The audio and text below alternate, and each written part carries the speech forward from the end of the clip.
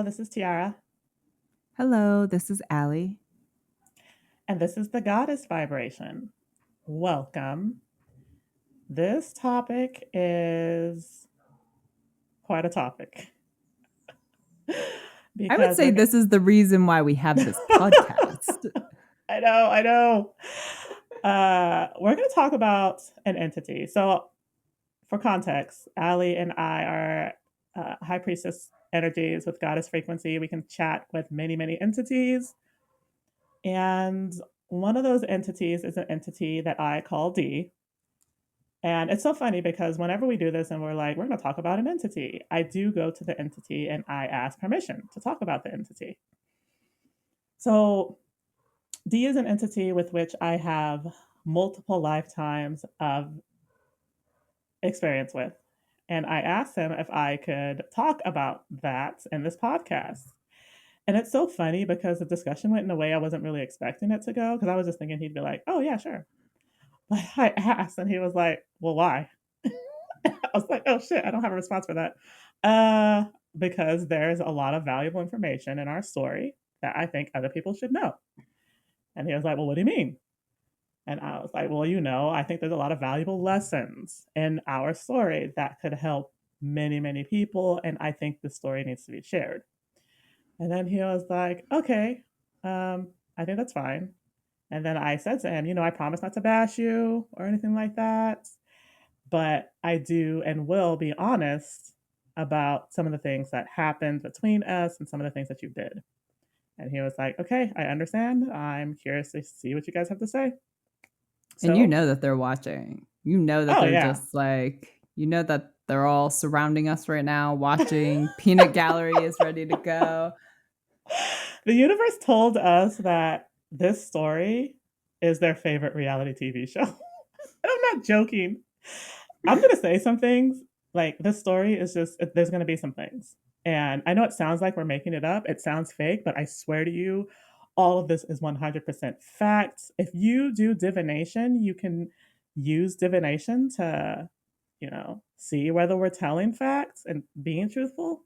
We 100% are being truthful with you guys. Again, there's a reason why we have this podcast.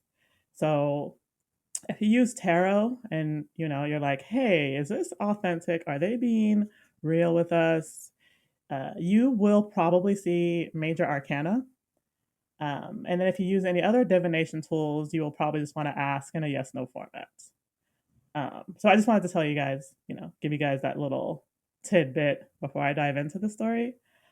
um, I posted, what did I post? Oh no, I posted a comment on someone's TikTok related to one of the things that happened in It this was about story. messing, wasn't it about messing with the archangels or something like that? Yes, it was related to incarnation. Now, I Got haven't it. gotten permission to share that, but I just kind of, briefly touched on that. And oh my God, I'm still getting comments from people asking me to talk about the entire situation. And I'm just like, man. So I just felt it was easier to just do a podcast. So that's what this is about. Let's do it. Let's start. So Allie's loosely integrated with this story because Dee and she also have a history that's related in the past life. So she will add her commentary. But with that little disclaimer I provided earlier about the goddess frequency, you guys now know that we have the ability to communicate with multiple entities, including those who have deceased. So a while back, I'm not going to say when, but a while back, a public figure, passed away. Again, you'll never know who this individual was, but they did have a public profile. So a long, long time ago, years and years ago, this happened. And this energy came through to me at this point, maybe a couple months ago. And it was interesting because I had sort of loosely followed the circumstances behind this individual's passing back then, and it was sad. And I just remember kind of like exploring that a little bit. And I wanted to somehow support his family, because again, because it was public, you could like easily go online and kind of see some of the commentary. So I think like I went to one of the social media platforms and just kind of commented on one of his loved ones who was grieving, and I just kind of provided some support. And this was at a time when I was starting to get grow into my mediumship gifts. So they weren't 100% there, but they were starting to develop. So I had connected to entities in the past through emotion and knew that that's what I was doing, but I hadn't really like put two together to be like, oh, I'm a full blown medium, because I hadn't thought that far. I knew I could channel, but I hadn't considered that channelers are also mediums. Wasn't Um, this experience for you your, I don't know, your entry into mediumship? it was in a really big way, and I'll get into that. Okay. So this energy comes through and is telling me the circumstances behind his death. And I'm just like, oh, no, no, no, hold on. No, no, no. No, no, no, no, no. Who are you? And this energy was like, oh, I'm such and such. And I'm like, there's no way, right? Like, there's no freaking way. I don't know you. We have never connected in the physical. Like, there's no way. And he was like, I came through to you because of the support you provided to my family. And then I was just like, oh, okay. So I created an energetic connection. Okay, very interesting. Now, some of you guys who are mediums or have that ability will probably think about how to validate some of the information that a deceased entity gives you. And I think that that's really important so that you know that the energy coming through isn't like a deception or trying to like deceive you. So I did ask him that. And I was like, so prove to me that you are who you are. And I get an image of a hand with a piece of jewelry like being lifted up, and it's like a this beautiful piece of jewelry. It looks like a gold chain. And so I was like, huh, that's interesting. So I go online to look for this, and either someone this person may have known or maybe someone connected to this energy. And you can find anything on Google, right? So I kind of do a brief Google search. And I see a photo of him with a relative wearing the exact same. And when I tell you that it was like the exact same chain that I saw, I was like, holy shit, like this is happening.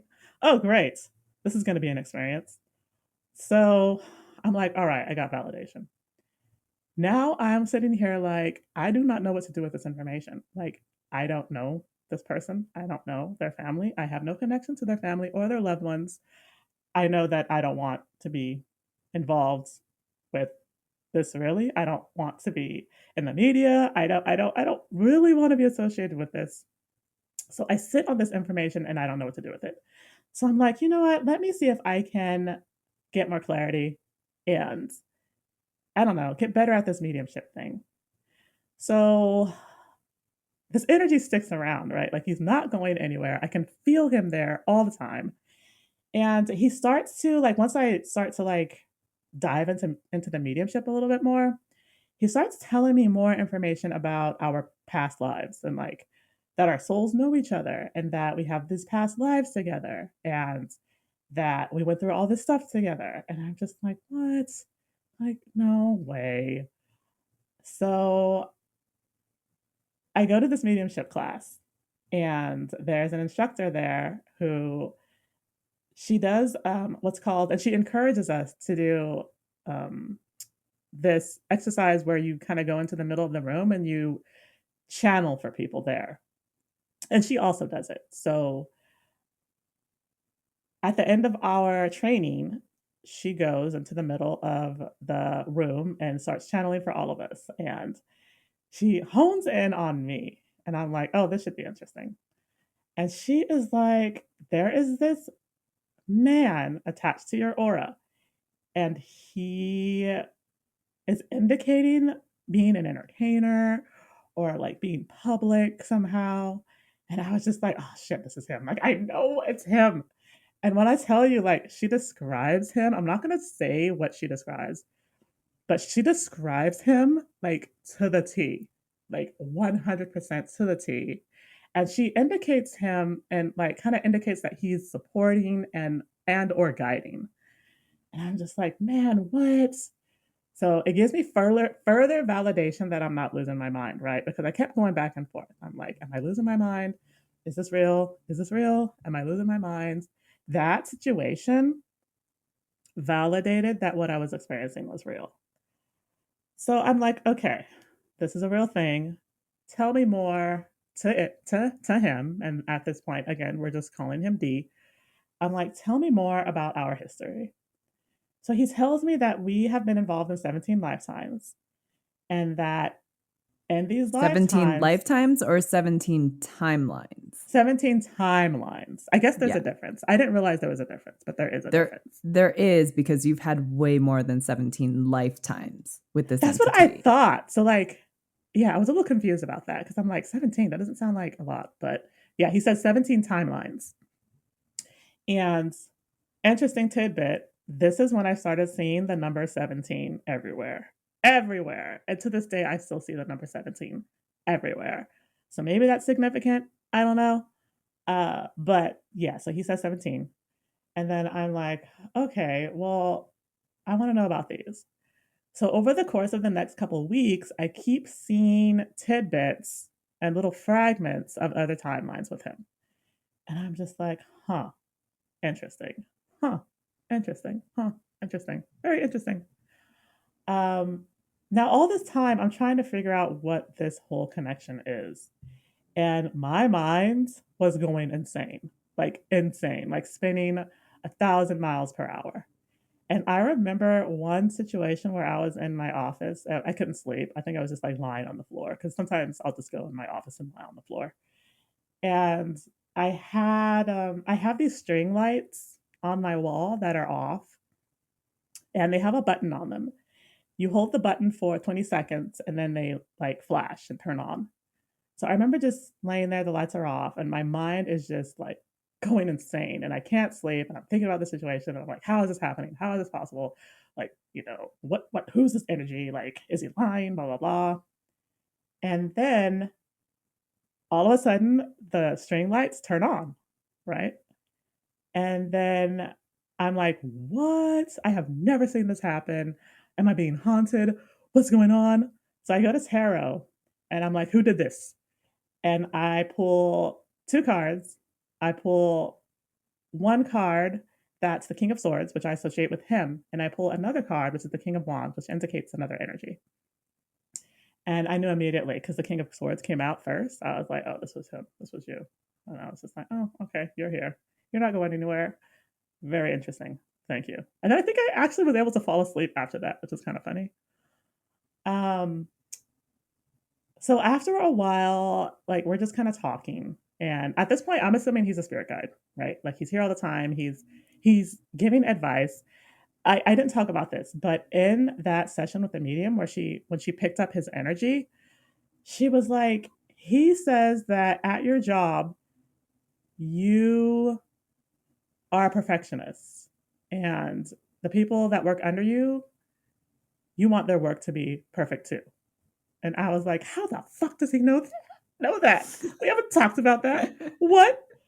So yeah, so I'm just like, I assume that he's a guide because he's like giving this guide type wisdom and knowledge. It knows Um, so much about you. and knows so much about me. And he also knew that I internalize a lot of my stress instead of finding an outlet for it. And when I do that, I shut down. So he gave me a dream. And guides can do this, by the way. If you have guides, they can get into your dreams and give you messages.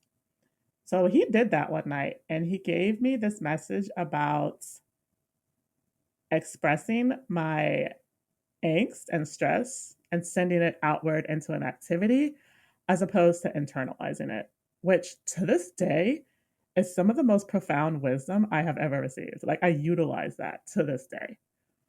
Um, so so I'm like, oh, he's a spirit guide. Cool. So after a while, I start to get emotions that out of nowhere. And if you know anything about past lives, you know that if there is trauma or hurt or pain from a past life, that stays there until you clear it. So I started to manifest these emotions of heartbreak and hurt and like having been harmed associated with him. And I didn't know why it was there. So I started to get a little confused. I was just like, I'm feeling like there is something off about this whole situation. And I don't know why it's associated with him. I don't know what's going on with this. And eventually my soul was like, we're not talking to him anymore. This hurts too much. And so I did eventually shut down to him. And eventually I started sensing that he was like getting flustered. Like, why isn't she talking to me? Why aren't you talking to me? I'm not here to hurt you. Please talk to me. Please talk to me. So I enlist my friend Allie because lo and behold, Allie has this incredible gift where she can quantum jump. So I sort of talked to Allie a little bit about this, and Allie's on the case, right? Like it's so funny because I don't think that we consciously had decided this is what we were going to do. It just sort of happened. So she stumbles upon some timelines in which I was harmed by D in some of the worst possible ways. Like the worst thing that you could do to another person, D did to me. And I'm just like, what? Like, what? Are you serious? Um, so now I feel validated for the pain that I've suddenly started to feel associated to this entity.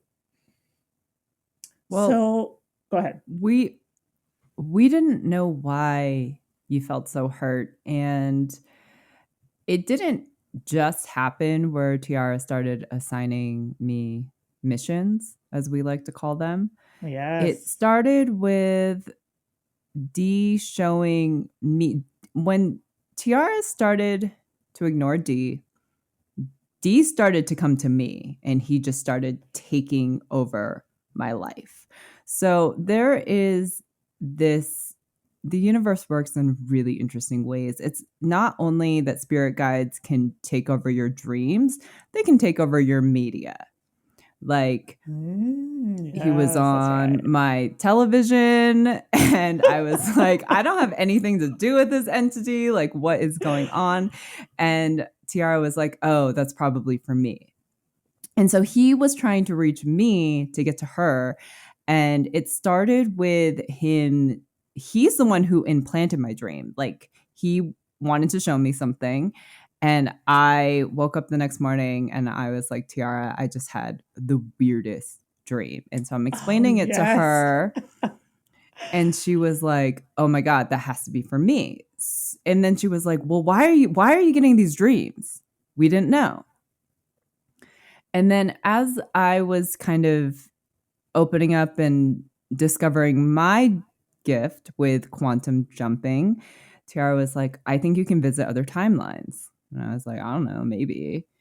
It's been developing. I'm working on it. And she was like, all right, well, let's see if we can utilize this. And so she comes to me and she was just like, I need you, I'm sending you on a mission, and I need you to go and find the timeline where this happened. Because D would show Tiarra some things like a happier timeline or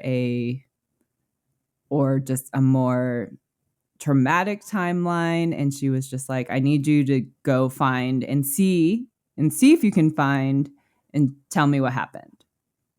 And it took a while, but I started being able to visit these timelines and witness or view or be a part of these stories, and it blew both of our minds. It just blew completely both of our minds. And I don't know if D was a fan of it. Like he was just like, "Oh, you weren't supposed to see that," or I don't really know how it all works. I just know that it started happening, and that really assisted and helped in the development of this story.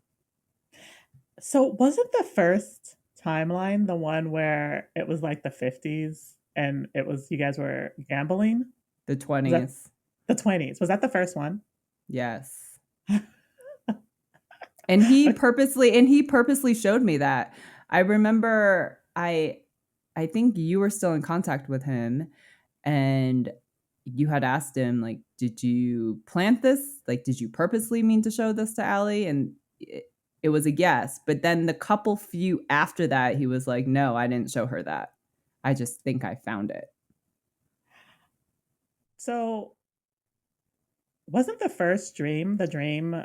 So you said the first dream was a dream in the 20s. Can you share a little bit of some of the detail that you saw? Because the details you described to me like blew my freaking mind. And it was so crazy because you described some stuff that when you described it, it started to make sense. Like the energies, it started to make sense. So if you could share what you saw, that would be fantastic. Of course. So I believe I went back into the 1920s. It felt very 1920s vibe. It was in old old New York City, Manhattan, and it was this underground gambling. Pretty sure it was probably illegal or it was just high stakes. And we were playing Texas Hold'em, and D was not a very good poker player at all. Right? Um, he was there, and I remember talking to Tiarra about this, and she's like, "Oh my god, what did he look like?" And I was describing him, what he was wearing, and she was like, "Oh my god, that's him." And I was just I was just beating him. I was winning so much money that night. Oh, it was a good night. And Tiarra and I we were roommates. We were living together, and considering the fact of how much money I was winning, we lived in a dump. Really?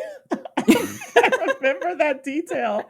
We like lived in a room with bunk beds, and we were, I don't know, maybe in our late teen, or well, no, we were in our early 20s, and we lived in a dump, and it was just a room with bunk beds, and it Oh my was, god. yeah. And I was just like, wow, I just won hundreds of thousands of dollars, and here we are living in a dump. That is interesting. I do not remember that detail.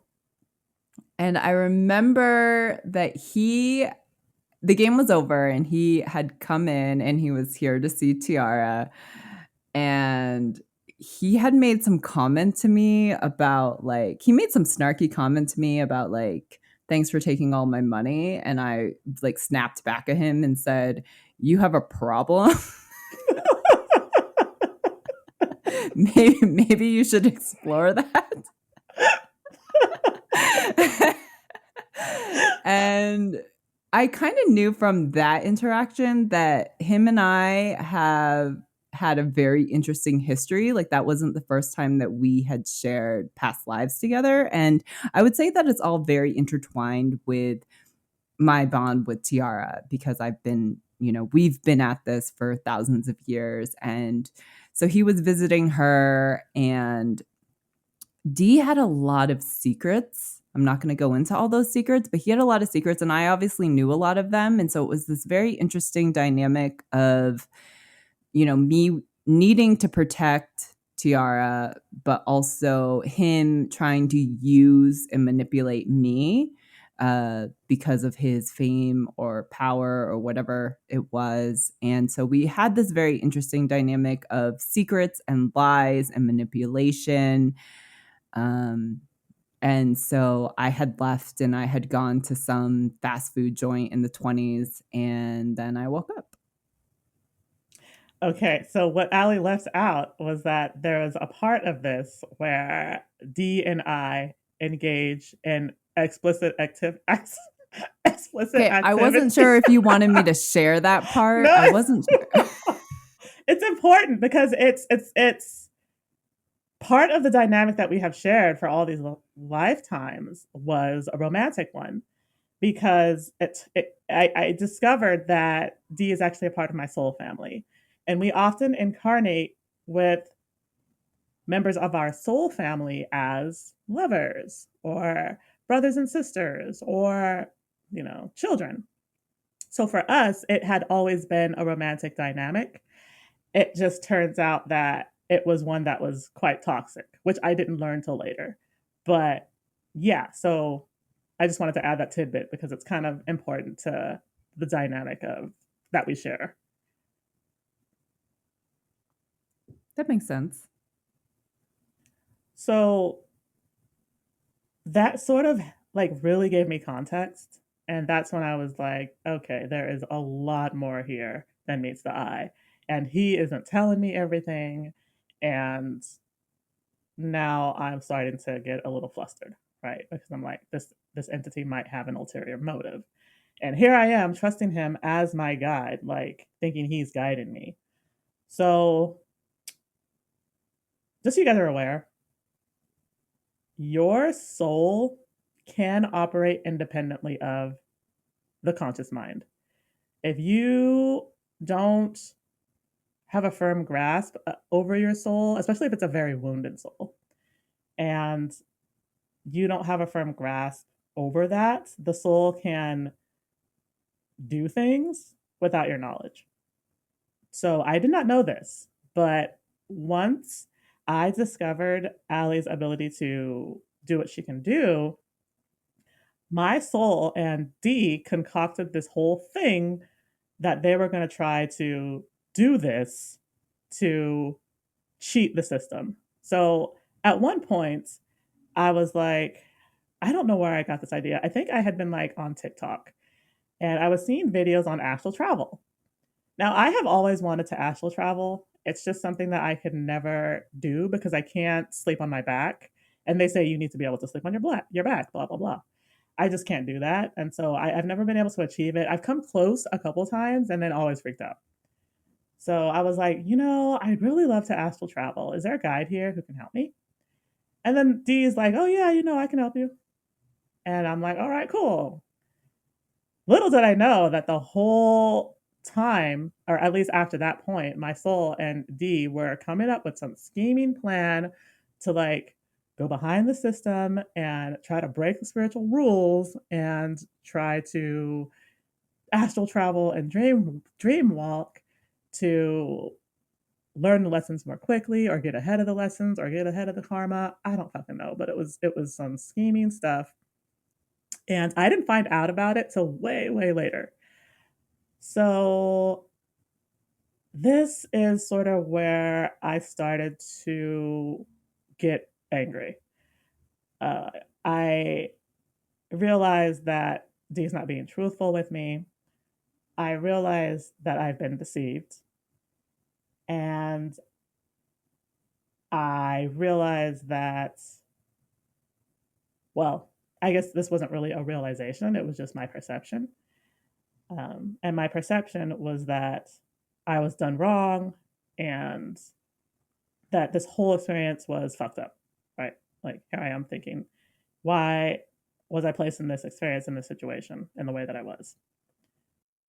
At this point, this is where I started to realize that I was losing my spiritual gifts. And it's so interesting because I couldn't tell if it was like a punishment I couldn't tell if it was just emotional. I think it was a little bit of both because what my soul and D were scheming to do was a big no-no and it was a violation of the spiritual rules.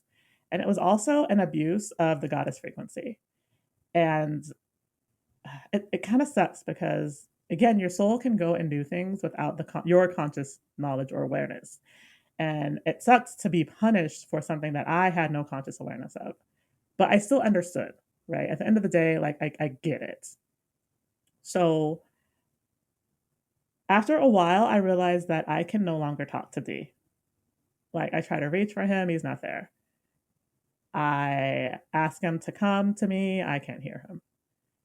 And I also realized that I can't seem to channel or do mediumship either.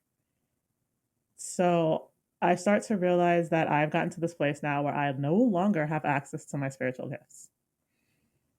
And then that pissed me off. So now I'm just like angry at the universe, right? Which is like not a good place to be in. But yeah, I was a little angry at the universe. And I was just like, why was I placed in this situation? Like, I feel like I was deceived by everyone, everywhere. And so I was like, I've lost my gifts, but you know what? Whatever. I don't want to talk to anyone anyway. I don't want to talk to any spirits. I don't want to talk to any entities. I don't want to talk to my spirit guides. I don't want to talk to my angel guide. So fine.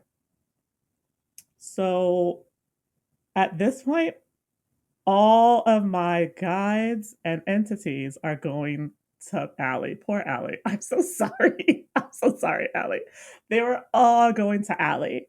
Well, I try to make sense of what this experience was. And it wasn't until later that I learned that there was a lesson in all of this.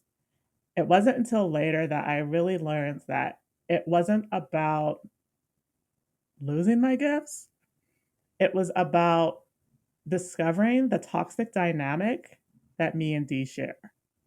And it was a very toxic dynamic because it was a type of dynamic where I would always appease him and I gave my power to him.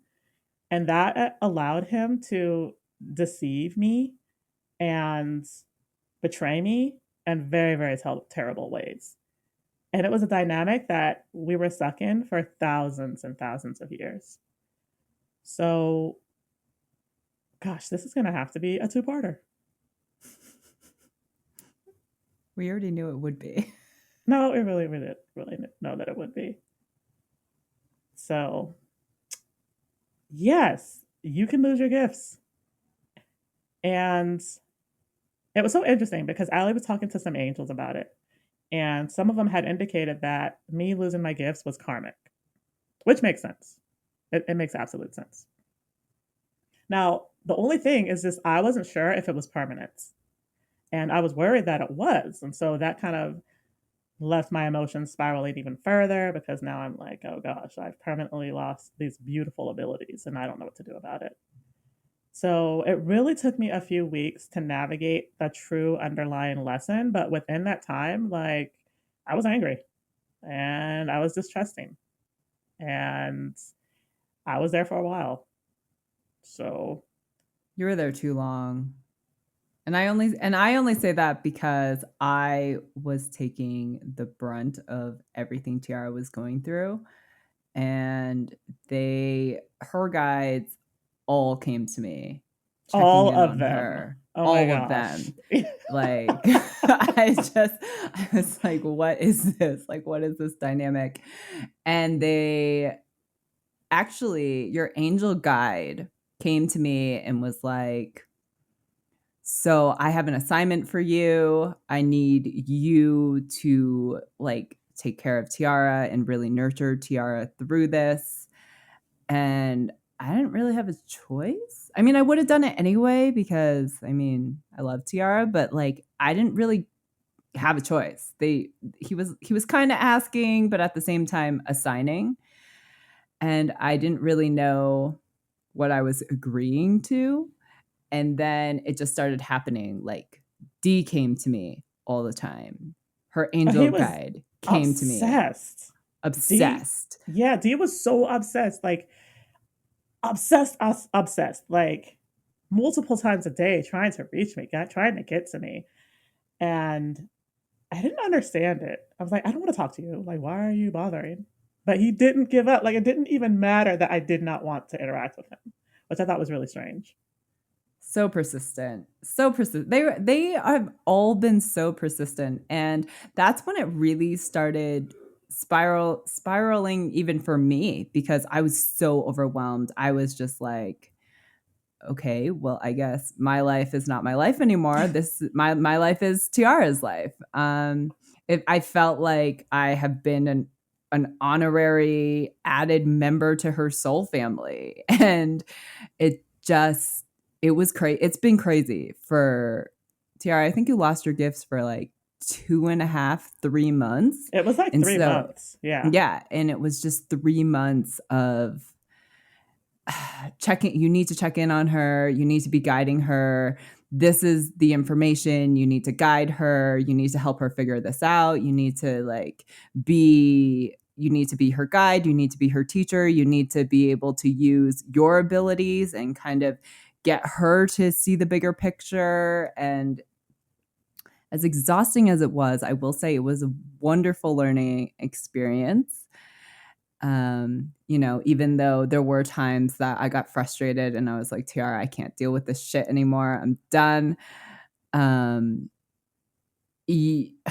been really trying to look at the bigger picture, the more positive side of it. And I will say it was an amazing experience. And I wasn't a channeler. Around the time that Tiarra lost her gifts is when my channeling story kicked in. Yes, that's And right. my ability to have learned channeling was amazing. Like, Tiarra was like, I cannot believe that you picked it up.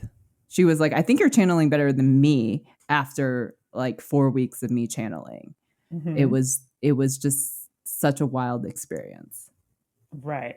And the story isn't over. So I'm going to share more in part two about why this whole dynamic developed in the first place and what ended up happening to Dee, which, oh my gosh, is a story in and of itself. And it has to do with Allie's house. And oh my God, the whole thing is just a hot cluster. We call this story the Divine Clusterfuck. And the entire universe is tuned into it. So now you guys get to tune into it. So I will share more about that in part two because we're already at 39 minutes and that's crazy. Until next time. All right. Until next time, you guys, thank you for tuning in. You know where to find us online www.goddessvibrationstudio.com. Oh my gosh, I almost forgot that. And please follow us on TikTok. Thank you. And we will reconvene with part 2. Stay tuned. Stay tuned.